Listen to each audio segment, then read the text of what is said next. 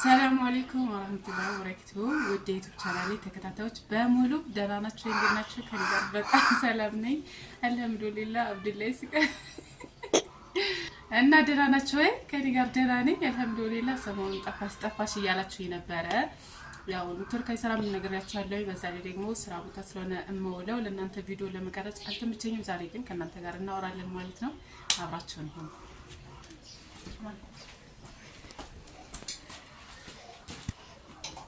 እና ባለፈው ደግሞ ተርቲብ አልሆነም እንጂ ቤትሽ በቂ ነው እያላችሁ ነበረ። ያው ተርቲብ ያልሆነበት የራሱ ምክንያት አለው፣ ግን ኢንሻአላህ በቅርቡ ተርቲብ አድርገዋለሁ ብዬ አስባለሁ። ማለት እዚህ ኩሽናዬን ለማድረግ አላማ የለኝም፣ ቀይራለሁ ብዬ አስባለሁ ወደፊት ማለት ነው ኢንሻአላህ። በነገራችን ላይ ያገራችሁ ባቂላ ያማራችሁ አዮ እሸት ማለት ነው። ይሄን ቆልተን እየበላን እናወራለን።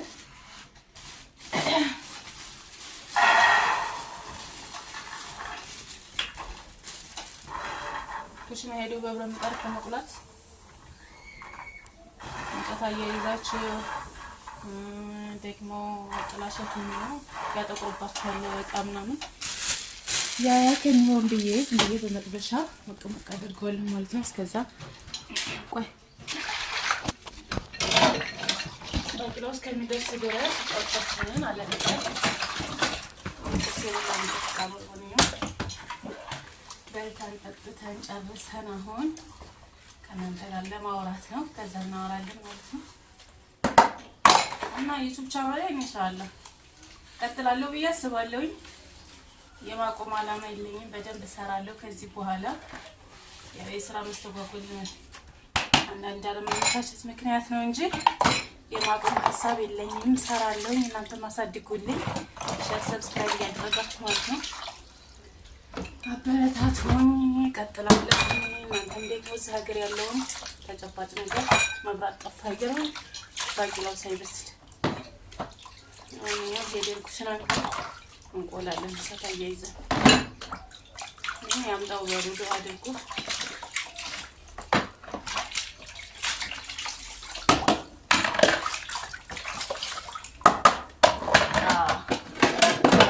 ማለት ነው።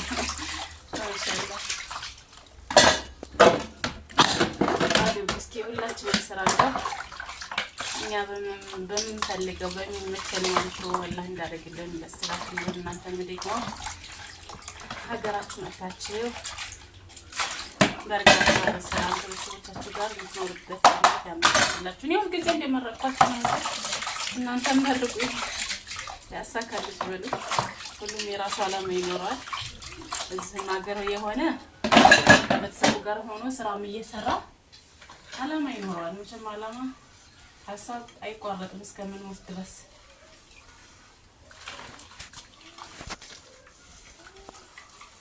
በዛውም ፕሮሞት ለማድረግ ይሄን እቃ ከዚህ በፊት አሳይቻችኋለሁ። 3 ተነባባሪ በአንድ ላይ እንደመጥበሻ ነው ያልኳችሁ። ውስጡን ተመልከቱ። ይሄኔ ቁርስ ፍርፍር ሰርችበት ነው። ቂጡን ተመልከቱ። አወፋፈሩ ማለት ነው። መግዛት ለምትፈልጉ እነዚህ 3000 ብር ናቸው ተነባባሪ አንድ ላይ። መግዛት ለምትፈልጉ መግዛት ትችላላችሁ። ፕሮሞት ላድርግ በዛውም ስራዬ።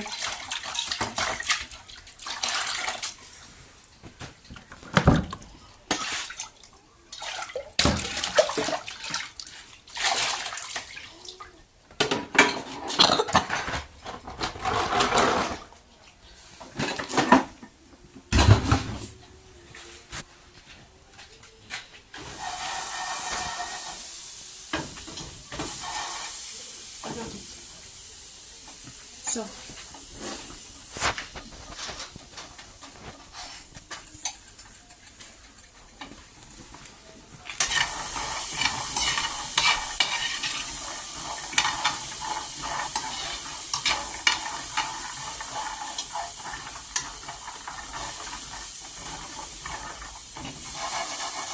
መጥበሻ ስትገዙ ደግሞ ይሄ መጥበሻ ማለት ነው ኦንላይን ያዘዝኩት ግን ይሄን ባትገዙ ጥሩ ነው። ይሄ ውስጡ ጠቅ ጠቅ ነገር ያለው ማለት ነው። እንደሚያዝ እንትን አለው። አዛሬ ደግሞ ስስ ነው ብዙ መጣም የሚባል አይደለም እና ሰራሚኩ ማለት ነው። ሰራሚኩ እኔም ገዝቻለሁ። መግዛቱን ቆይ ላሳያችኋለሁ። እኔም ጋር ይሄ ሰራሚክ ይሄው ሰራሚክ ነው። እኔ አሁን ኦንላይን ነበር ያዘዝኩት የገዛሁት። ግን ተመልከቱ እዚህ ጋር አጠቋቆሩ ታያችኋል። ይሄ ጥቁሩ አንዴ ብቻ ነው የሰራሁበት። አንዴ ወዲያው እንዲጣርኩት ይሄ ይዞብን ከዛ በመምለው አለቃለኝ ፈትጌ ነው ያነሳሁት ማለት ነው። እና ይሄ ስታውት ያምራል ግን ይይዛል።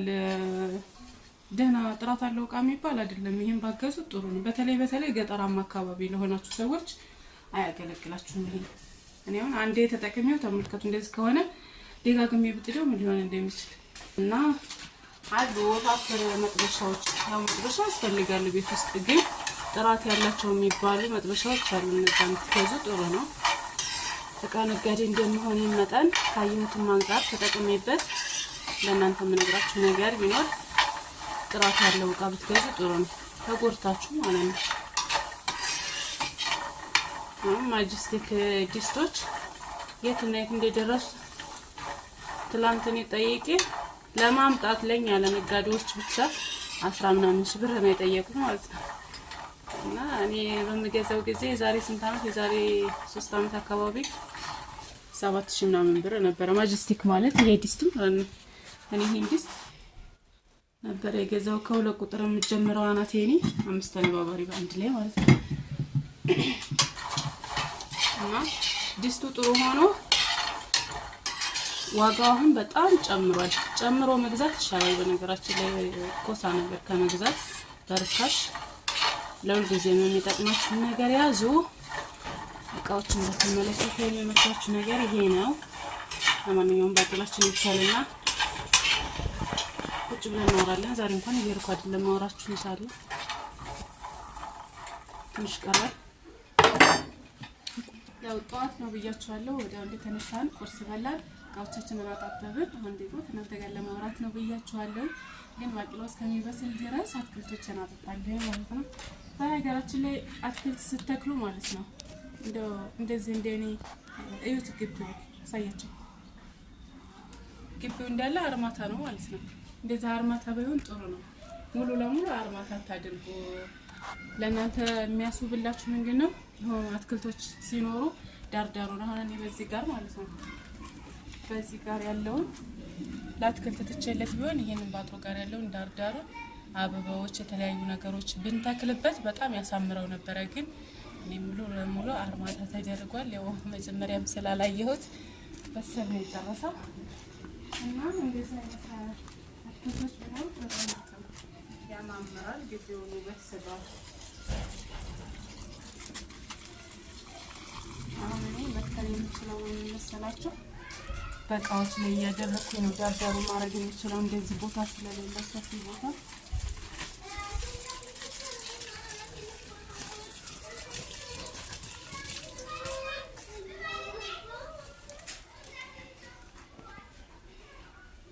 ለራሴ የሰጠው ስጦታ ነው።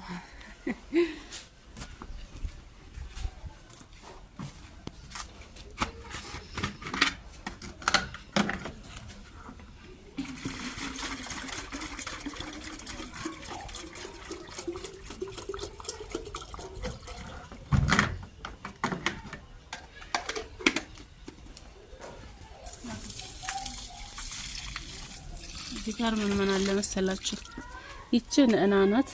ንዕና በነገራችን ላይ አንድ የተተከላችሁት ይሰፋል። እነዚያው ንዕና ናቸው። እንደዚህ ነው ቃስ ይሰበርብኝ አትክልት አድርግበታለሁ እና እዚህ ጋር ደግሞ ጭናዳ አለች። እቺ ጭናዳ ናት። እነዚህ ደግሞ አበባ ናቸው። ያው ወደለይ እቃ ተሰብሮ እንደዚህ ፕላስቲክ ምናምን ሲሰበርብኝ ምንድነው የማደርገው መሰላችሁ አትክልት አምጥቼ ተክልበታለሁ። አለኝ እቃ ብዙ የተሰበረ ግን ጊዜ ስለሌለኝ አልተከልኩባቸውም እንጂ ያጠራቀምኩ ነው። ኢንሻአላህ አሰፋለሁ ብዬ ተስፋ አደርጋለሁ።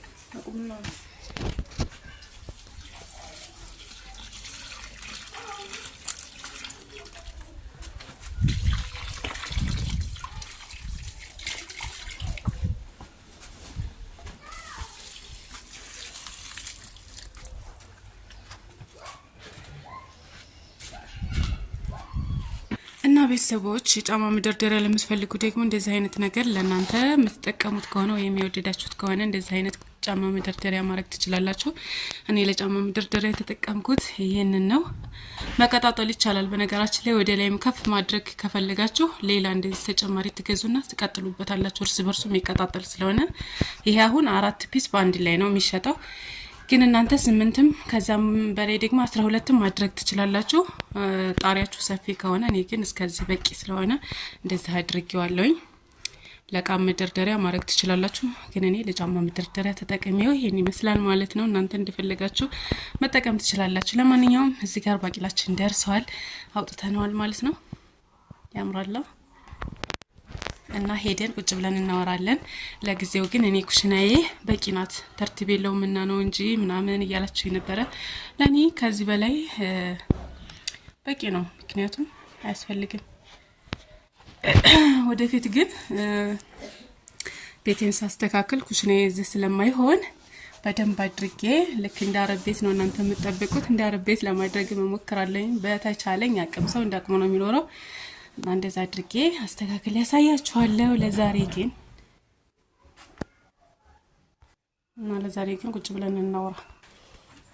ይሄ ላንተ ነው ጋይስ። ሳይቀር ቁጭ ብለን መቀረጽ ከቻልክ እየበላህ ቀርጽ። ከዛውም ፀሐይ እንሞቃለን። ወደዚህ ጠጋ ብትል ፀሐይ ይሰማል።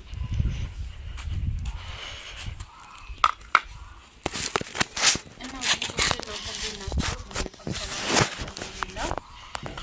ተገናኝተው በነገራችን ላይ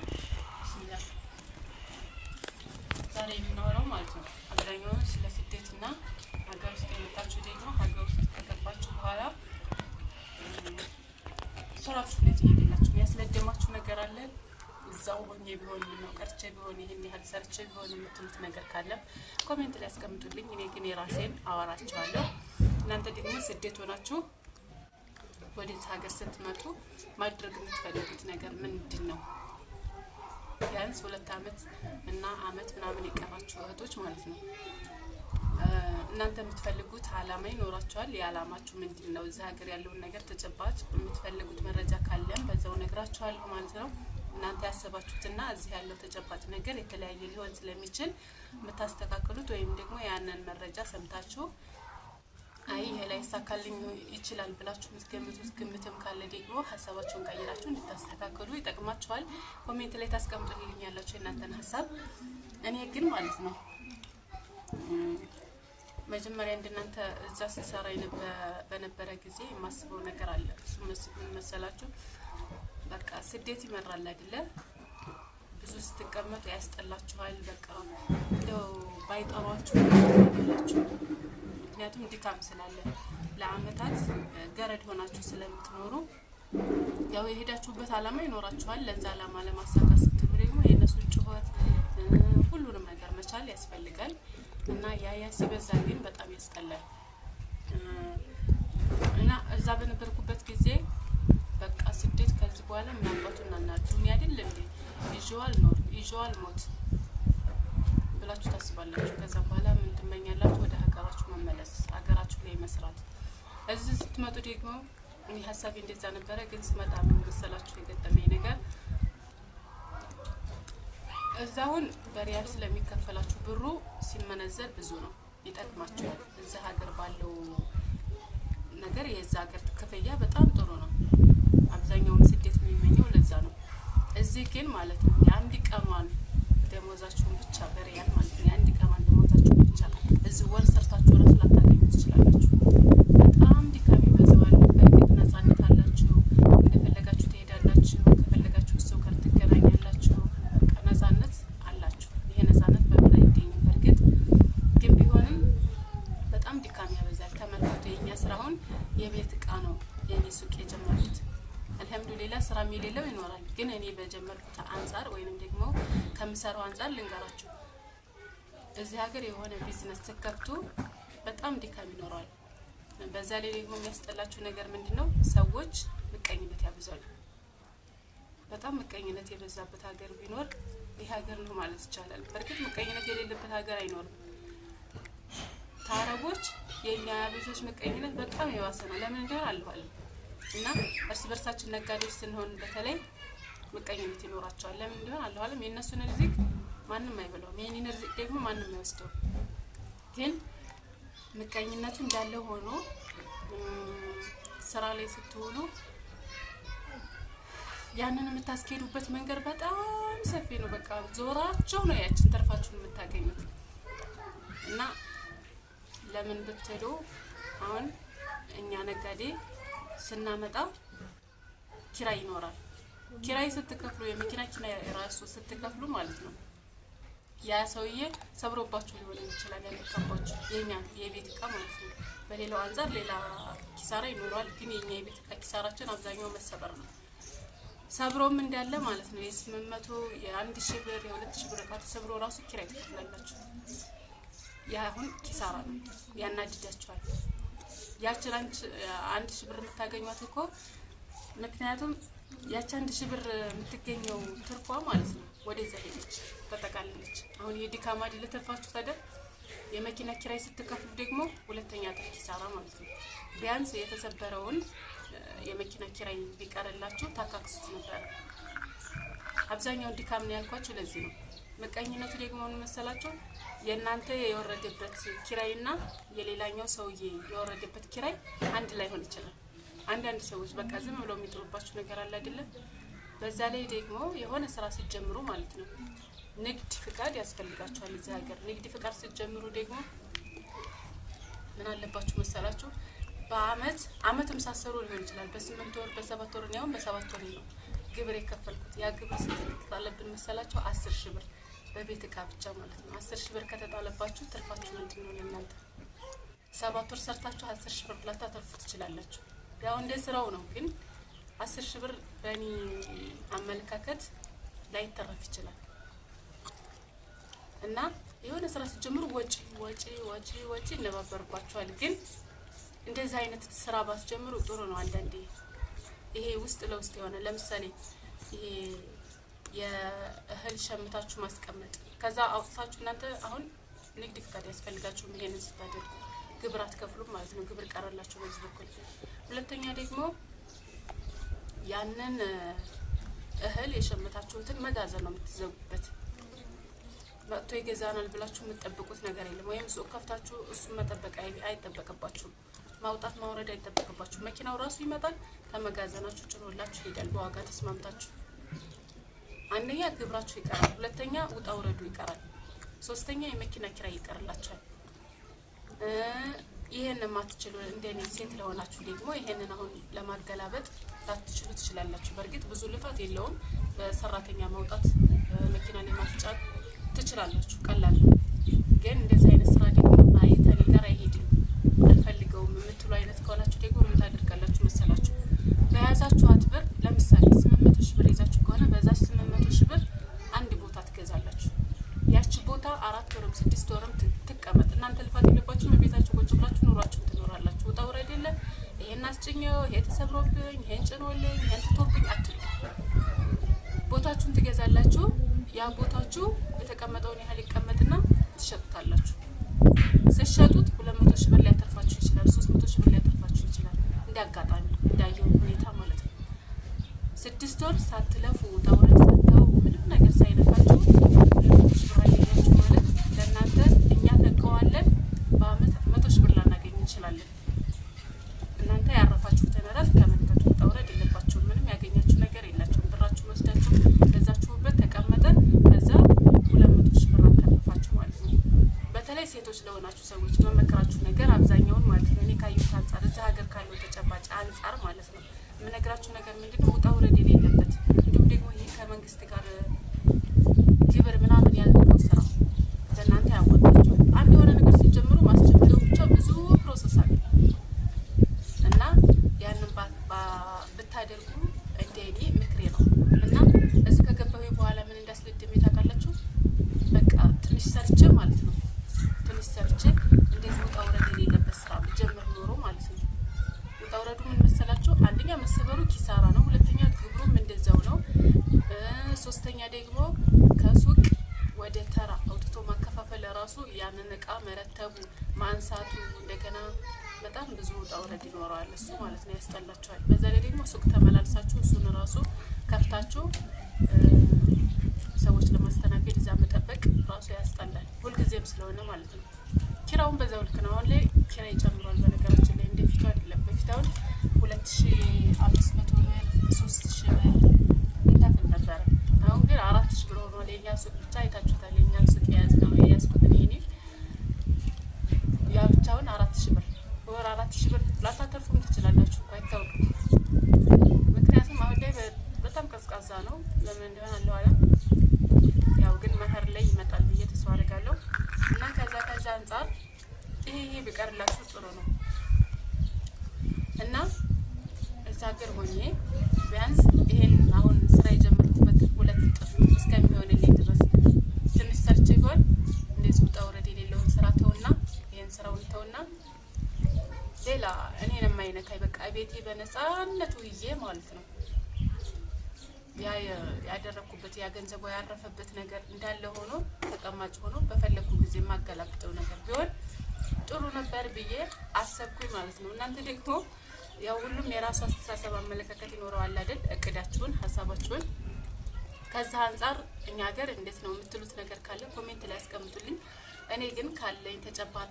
አንፃር ማለት ነው በስደት ላይ ሆኜና እዚህ መጥቼ ካየሁት አንፃር የነገርኳችሁን ይመስላል እናንተ ደግሞ ሐሳባችሁን ኮሜንት ላይ አስቀምጡልኝ የመጣችሁም ካላችሁ እንደዚሁ ይሄን ቢሆን ጥሩ ነበር የምትሉት ነገር ካለም እንደዛው አስቀምጡልኝ ማለት ነው ኮሜንታችሁን አነባለሁኝ እና ደግሞ ሼር ሰብስክራይብ አድርጉኝ ላይክ አድርጉኝ ሰብስክራይብን ከፍ አድርጉልኝ አሁን ደህና መጥቷል ግን ደግሞ ከዚህ በላይ እንዳድግልኝ እፈልጋለሁ በየቀኑ ቪዲዮ በቀረጽ ደስ ይለኝ ነበር ግን የኔትወርክ ምክንያት አማራ ክልል ላይ ብዙም አይደለም ዛሬ ለቀቀው ቪዲዮ የሚሄደው ነገ ሊሆን ይችላል ነገ ማታ ላይ ማለት ነውና በዛ ምክንያት አይመችም ይሄ ብቻ ነው ችግሩ እንጂ ዩቲዩብ እቀጥላለሁ ኢንሻአላህ እናንተ ደግሞ አበረታቱኝ ላይክ እያደረጋችሁ ሰብስክራይብ እያደረጋችሁ